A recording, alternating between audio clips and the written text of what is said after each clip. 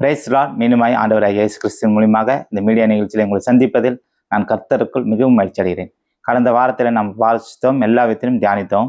ஆபிரகாமுடைய வாழ்க்கையில் ஆண்டவர் எப்படி கிரியை செய்தார், ஆண்டவர் எப்படி அவரை ஆசீர்வதித்தார், எல்லா விதத்திலும் எப்படி அவர் ஆண்டவருக்குள்ளாக கீழ்ப்படிந்தார், எப்படி விசுவாசத்தின் தகப்பனாக இருந்தார்னு நம்ம மெயினாக பார்த்தோம். இன்றைய நாளிலும் நோவாவை குறித்து சில காரியங்களை நம்ம தியானிக்க போகிறோம். உங்களோடு கூட என்னோடு கூட ஆண்டவர் பேசுவாராக.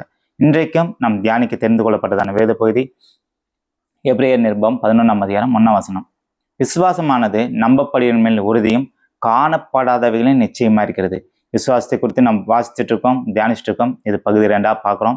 மீண்டும் இது தொடர்ச்சியாக எத்தனை நாள் ஆண்டவர் கொடுக்குறாரோ அதன்படி செல்லும். அது மட்டும் இல்லை, இதில் ஆழமான காரியத்தை நம்ம பார்க்க போகிறோம். இன்றைய நாளிலும் நோவாவை குறித்து சில காரியத்தை வாசிக்கலாம். நோவா எப்படி தன் காலத்துக்குள்ளே ஆண்டவர் சொன்னதான காணாதவர்களை குறித்து எப்படி தேவ எச்சரிப்பை பெற்று விசுவாசத்தில் அவர் நிலைத்திருந்தான் வாசிக்க போகிறோம். அதே எபிரேயர் நிருபம் 11ஆம் அதிகாரம் 7ஆம் வசனம். விசுவாசத்தினாலே நோவா தற்காலத்திலே காணாதவர்களை குறித்து தேவ எச்சரிப்பை பெற்று பயபக்தியுள்ளவனாய் தன் குடும்பத்தை ரட்சிப்பதற்கு பேலை உண்டு பண்ணினான். விசுவாசத்தினாலே நோவா தற்காலத்திலே, அந்த நாட்களில் ஏறக்குறைய கிறிஸ்து பிறப்பதற்கு முன்பதாக ஒரு 1500 வருஷத்துக்கு முன்பதாக நடைபெற்றதான காரியத்தை நம்ம பார்க்க போகிறோம். எல்லாவற்றிலும் ஆண்டவர் என்ன பண்ணுறாருன்னா, அவருக்கு ஒரு தேவ எச்சரிப்பை பெற்று எல்லா விதத்திலும் அவருடைய வாக்கு தத்தத்தை அவருக்கு வெளிப்படுத்தி காட்டுகிறார். எல்லாவற்றிலும் அவருக்கு கற்றுக் கொடுக்கிறார். அப்போ அவர் எல்லா விதத்திலும் என்ன பண்ணுறாருன்னா, பயபக்தி உள்ளவனாய் தேவ எச்சரிப்பை பெற்று ஆண்டு சொன்னதான காரியத்தை அப்படியே கீழ்ப்படிந்து செய்யும் போது அவர் குடும்பத்தை பாதுகாக்க ஒரு காரியத்தை செய்கிறார். அது என்னன்னு நாம் வாசிக்கலாம். ஆதியாகமும் 6ஆம் அதிகாரத்தில் நாம் வாசிப்போமானால் 6ஆம் அதிகாரமும் 7ஆம் அதிகாரமும் 8ஆம் வசனமும் ஒரு வசனத்தை மட்டும் நான் வாசிக்கிறேன். 9ஆம் வசனம், 6ஆம் அதிகாரம் 9ஆம் வசனம். நோவாவின் வம்ச வரலாறு. நோவா தன் காலத்தில் இருந்தவர்களுக்குள்ளே நீதிமானும் உத்தமனுமாய் இருந்தான். நோவா தேவனோடு சஞ்சரித்து கொண்டிருந்தான்.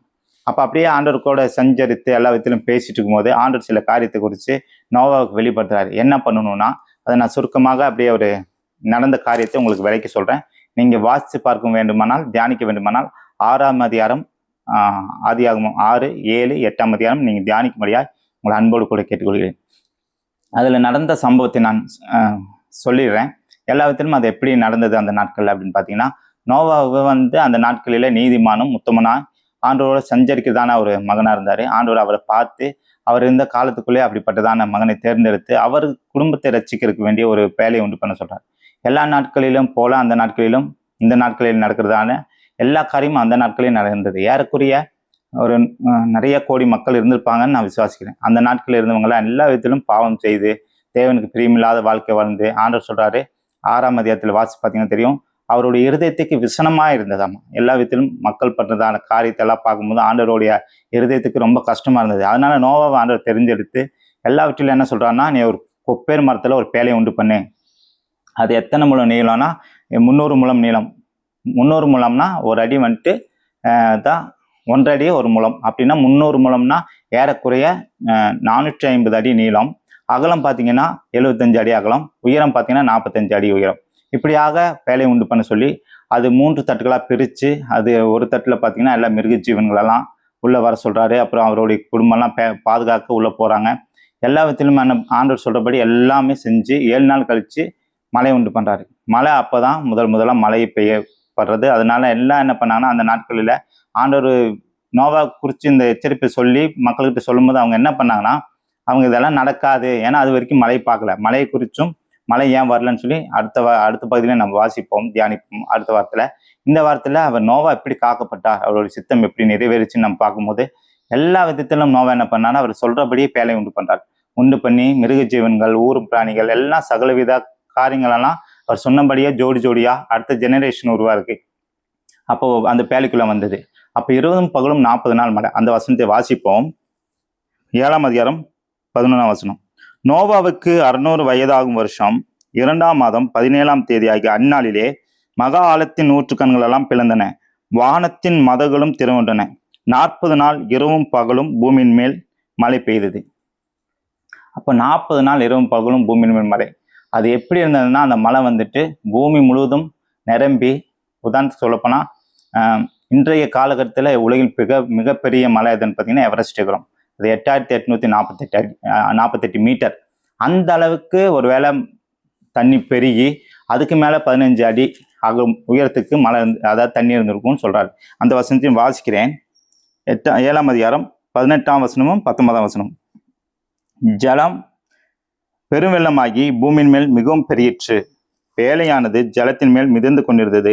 ஜலம் பூமியின் மேல் மிகவும் அதிகமாய் பெருகினதினால் வானத்தில் கீழெங்கும் உள்ள உயர்ந்த மலைகள் எல்லாம் மூடப்பட்டன. மூடப்பட்ட மலைகளுக்கு மேலாய் 15 முழ உயரத்துக்கு ஜலம் பெருகிற்று. அப்போ எங்கேயுமே ஒரு மலையை கூட, ஒரு பெரிய மலையை கூட பார்க்க முடியல. அந்த அளவுக்கு தண்ணீர் பெருகி அதற்கு மேலாக 15 முழம். அப்போ அந்த அளவுக்கு மழை பெருகி இருந்தது. அந்த தண்ணி வந்திருந்தது. எல்லா விதத்திலும் நோவா குடும்பத்தில் 1 வருஷ காலம் அந்த தண்ணியிலே இருக்கிறாரு. அந்த வசனத்தையும் வாசிக்கிறேன். 8ஆம் அதிகாரம் 13ஆம் வசனம்.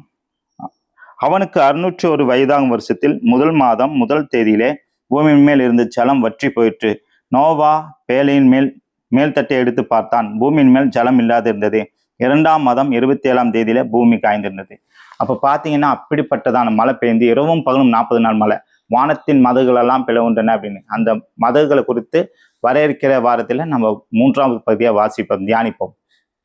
அப்ப அந்த நாட்களில் இருந்த மக்கள் எல்லாம் அழிஞ்சு போயிட்டாங்க. நோவாவும் தன் குடும்பத்தை சேர்ந்த 8 பேர் மட்டும்தான் காக்கப்பட்டாங்க. எல்லா விதத்திலும் நோவாவோடு ஆண்டவர் இருந்தனால அந்த குடும்பம் காக்கப்பட்டது. இன்றைய நாள்ல ஆண்டவருடைய வருகை குறித்து அநேக விதமான காரியங்களை நம்ம தியானிக்கிறோம், வாசிக்கிறோம், கேட்கிறோம்.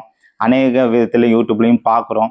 இதெல்லாம் எதற்காக அப்படின்னா ஆண்டவருடைய வருகை குறித்து தானே எச்சரிப்பு செய்தி. அந்த வசனத்தையும் நம்ம வாசிப்போம். மத்தேயு 24ஆம் அதிகாரம் 37ஆம் வசனமும் 38ஆம் வசனமும் 39ஆம் வசனமும். இயேசு கிறிஸ்துவே இந்த வசனத்துல சொல்லுவாரு, நோவாவின் காலத்தில் எப்படி நடந்ததோ அப்படியே மனுஷகுமாரன் வரும் காலத்திலும் நடக்கும்.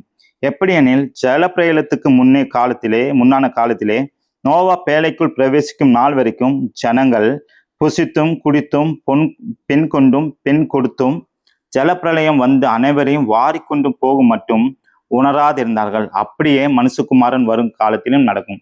அப்படியே இயேசு கிறிஸ்து வர காலத்திலும் இப்படி நடக்கும்னு இப்ப எல்லா இடத்துலயும் பாத்தீங்கன்னா எல்லா காரியம் நடந்துட்டு இருக்கு. மத்தேயு 24ஆம் அதிகாரம் 6ஆம் வசனத்தில் வாசிப்போம்னா, எல்லாவற்றையும் யுத்தங்களையும் செய்திகளையும் கேள்விப்படுவீர்கள், கலங்காதபடிக்கு எச்சரிக்கையாருங்கள், இவைகளெல்லாம் சம்பவிக்க வேண்டியதே, ஆனாலும் முடிவு உடனே வராதுன்னு ஆண்டவர் சொல்றாரு. இதெல்லாம் கேள்விப்படுவீங்க, கலங்காதபடிக்கு எச்சரிக்கையாருங்கன்னு உங்களுக்கும் எனக்கும் ஆண்டவர் என்ன சொல்றாருன்னா, இதெல்லாம் நடக்கும் போது நீங்க எச்சரிக்கையாருங்க, எல்லாவற்றிலும் நீங்க பாதுகாக்கப்படுவீங்க அப்படின்னு. அன்றைய நாள்ல எகிப்து முழுவதும் வாதை வந்தது, எகிப்து தேசத்துல. ஆனா இஸ்ரேல் ஜனங்களுக்குள்ள, இஸ்ரேல் மக்கள் இருந்த வீட்டுக்குள்ள ஆட்டுக்குட்டியானவருடைய ரத்தம், ஆட்டுக்குட்டியின் ரத்தம் நிலக்கால்களில் பூசப்படும் போது அந்த சங்கார தூதனானவர் அந்த வீட்டுக்கு கலந்து போயிடுவாங்க. இன்னைக்கு நம்மளுக்கு எது பாதுகாப்புனா இயேசு கிறிஸ்துவின் ரத்தம். எல்லாவற்றிலும் அவர் நம்மளுக்காக வந்து நம்ம பாவங்களுக்காக மரித்து அடக்கம் பண்ணப்பட்டு 3ஆம் நாள் உயிரோடு எழுந்திரிச்சிட்டார். அவர் விசுவாசிக்கிற நம்மளுக்கு ஆண்டவர் என்ன சொல்றாருன்னா நித்திய ஜீவன் வச்சிருக்கின்றார். இன்னைக்கு கேட்டுக்கொண்டு இருக்கிற உங்களுக்கும் எனக்கும் ஆண்டவர் சொல்றதான ஒரு வாக்குத்தத்தம் என்னன்னா, நான் உங்களோட கூட இருக்கிறேன், உங்களுக்காக எல்லாவற்றையும் செய்து முடிப்பேன்னு சொல்லி. அப்ப இந்த வருகைக்கு முன்பதாக அவரை யார் யார் சொந்த ரட்சகராக ஏற்றுக்கொள்றாங்களோ அவங்களுக்கெல்லாம் ஆண்டவர் நித்தியத்தை வச்சிருக்காரு. அதே போலதான் நோவாவோட காலத்திலே மலை குறித்து அறிவிச்சாங்க. ஆனா மலையை குறித்து தானே அவங்க பார்க்கல, அதை பற்றி தெரிஞ்சுக்கல. ஆனாலும் நோவாவுக்கு ஆண்டவர் அந்த விசுவாசத்தை கொடுத்தார். விசுவாசத்துல அவர் வளர்ந்தார், நீதிமானார். எல்லாவற்றிலும் இந்த நாளிலும் உங்களோடு கூட ஆண்டவர் எனக்கும் பேசினதான வார்த்தை, எல்லாவற்றிலும் விசுவாசிக்கணும், இயேசு கிறிஸ்துவை விசுவாசிக்கணும், அவர் வருகைக்கு நம்ம ஆயத்தமாகணும்னு சொல்லி இந்த வார்த்தை கொடுத்துருக்காரு. உங்களோடு கூட என்னோட கூட பேசியிருப்பான்னு நினைக்கிறேன். வருகிற வார்த்தையில கர்த்தருக்கு சித்தமானால் இன்னொரு பகுதியில் உங்களை சந்திக்கிறேன். God bless you. Praise Lord. Praise Lord.